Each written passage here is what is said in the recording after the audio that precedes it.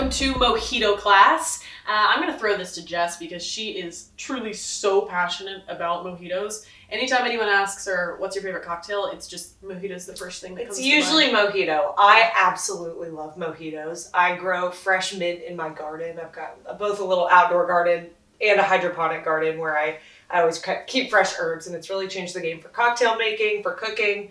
But it's very conducive also for mojito making. So That's a true motivator. It is the true motivation. But I do love it. It's very easy to keep mint. So if you've got mint on hand and you've got lime on hand, you can kind of make something similar to a mojito work. I think it's really delicious. Traditionally, it's used with rum. But tequila is really good. If you like vodka, that's really good as well. You can kind of switch things up. Mm-hmm. It's another versatile cocktail, and that's why we like it. For sure. I think this may be one of the most beloved cocktails in the world. Everyone loves a mojito. Yeah, it is. I read that a couple years ago. It was actually the world's, ranked as the world's favorite cocktail. So, not surprised. Yeah. Not surprised. I also really like the history of this drink, too. Mm-hmm. It was at first a medicinal cocktail, so they believed it to eradicate illness. So I love that. I love that, too. If you want to keep believing that as you drink this, go for it. I agree. I totally agree. And they actually used the mint and the sugar cane, the fresh sugar cane that they grow in Cuba, and the lime to kind of mask the taste of it. Originally, it wasn't made with rum. It was made with kind of a rum-like moonshine. It was very harsh, had very much an edge to it. So they used those to kind of eradicate that. Of course, back then, there was not Sprite or Coke or anything to mask the taste of that moonshine. So they worked with what they had, and from that, a really delicious cocktail resulted. Mm-hmm. Well, what's funny too is that rum started being used in these cocktails once the pirates invaded. Yeah. Which is cool. They brought rum to the island, and they may have already had some, but it was still on the moonshine side. Right. But once the pirates had an influence on this cocktail in Cuba. Which I think is and just fun. Introducing ways to distill it, different ways to distill it and refine it so that it wasn't so moonshiny. Yeah. So. And now it's a cocktail that everyone can really sip on. Yeah. Well, let's get a mojito in your hand. How about yes. that?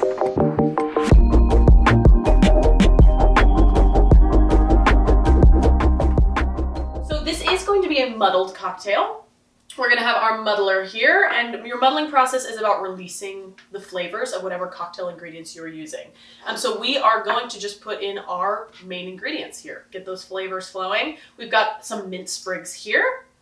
Got a few sprigs in there. I would probably 3 or 4 is what I'd recommend. If you love mint, maybe throw 5 in. But if you add too much, it can kind of pulverize it, and you'll end up with a whole slew of leaves in your drink. So you don't necessarily want that. Another great way to kind of release the flavor and the aroma before you put it in is to slap your mint, which we'll actually do with the garnish at the end. It's kind of a fun bartending trick too, and it makes you look like you know something about a thing or two about mojitos. So.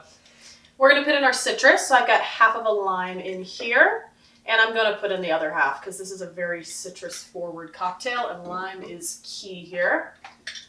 So we got 2 halves. And we'll finish it up with the sweetener here. We have got our classic honey simple syrup. If you just want to go for a regular granulated sugar simple syrup, totally fine. We just, as you know, being Barbies, infuse all of our simple syrups with honey. The honey is the base rather than the sugar. And it pairs really nicely, I think, with the rum. It does. The honey and the rum is really great. This one is also a really great, we'll get a little bit more into this in other videos, but this simple syrup this cocktail is a really great one to use, like a mint-infused simple syrup. Oh, yeah. Really, really good. We actually did that for an event recently. Yeah, take your mint up a notch. Yes. So as you can see, Jess is just applying pressure to all of these, making sure that we're infusing it together. Like she said, if you had already infused your mint into your simple syrup, you're already going to have those flavors pretty prevalent here. But it's just, to kick it up a notch. We're really smelling this mint right now. Yeah. Once you start, you're muddling, or if you're shaking mint or really any herb, or you slap it, immediately you should be smelling those flavors. So it smells so good right now. It does. Keep in mind that a lot of bars and a lot of recipes will call for Rose's lime juice. We like Rose's and we use it for certain things. I will say it does have a very, very, very high sugar content. So if you're trying to just watch your sugar and know how much sugar you're putting in, I would recommend just going for fresh lime. We typically opt for fresh anyway. Yeah. But you also would have to adapt you're not going to probably want to add as much simple syrup because it is very, very, very sweet. I recommend, if you've got some, we always like to recommend trying just a little dabble of it so you kind of know all of the flavors going into your cocktail. It is very, very sweet. So we've opted for fresh here. Love it. Love it. All right, next we are going to add our ice to where it becomes a build-over ice cocktail here. We're just going to fill to the top. As we know, that's going to make our ratios correct. We fill to the top with ice. And then once we've got that ice in there, we're going to add our rum. It is your typical cocktail pour, which is 1.5 ounces. So we've got this shot glass full of clear rum. Dark rum, clear rum, it's really a preference. If you love a darker rum, feel free to use it. It'll change the color. It's going to have a higher sugar content, but the flavor's going to be the same. That's totally up to you. We are using a clear rum today. And then we're going to top with our soda. Oh, exciting stuff. Ready to get in that mojito. It's still going. So, commercial break. I think we're good to go. Just, okay. Yeah, bottoms up. Okay. We're going to top it off here. This is a lime club soda. It's our favorite brand, Trader Joe's. Trader Joe's should be sponsoring us based on how often we use their ingredients. But that's never happened before. But there you go. We're just really excited about the mojito. Yeah. Like I said, that's a lime. If you've only got a regular club soda, totally fine. If you've got a Sprite or any lime sweet soda, feel free to use that as well. Use what you've got. You can kind of make this work. It will be sweeter, but that's how you like it. Go for it. Yeah.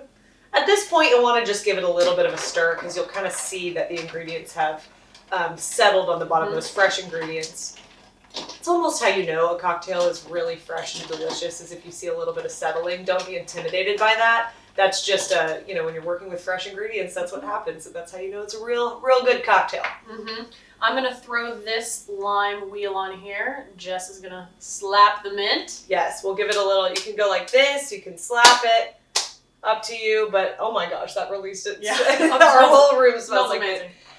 There we go. Throw it in there. It's just so pretty. It's just a beautiful cocktail. We love this one. It is. What's also so fun is this is your base. So if you want to adjust and add any kind of fun flavoring, like a fruit, really any fruit, you can do anything. Yeah. We actually we were in Miami once and went to this cool Cuban restaurant where they were, they're known for their mojitos all over there, especially because of the Cuban influence. And we tried every mojito on. Yeah. We went around with our group and just everybody got a different one. And they had passion fruit, mango, raspberry. Coconut was really good. Great. Anything that you want to throw in a mojito fruit-wise, it's going to be delicious. So play around with that. What you would do is add a juice or even muddle that whatever berry or fruit it is at the bottom and then play around. Yeah, absolutely. It is a very good one. Also, keep in mind this is a really great mocktail option as well. If you wanted to just skip the rum if you're not feeling alcohol or you've got somebody in your party who does not drink, this is a really great option for that. We always try to make sure that our cocktails can be enjoyed by everybody. So, and this is one of those. This is a really, really great option for sure. So, for sure. Enjoy your mojito. And as always, cheers. Cheers.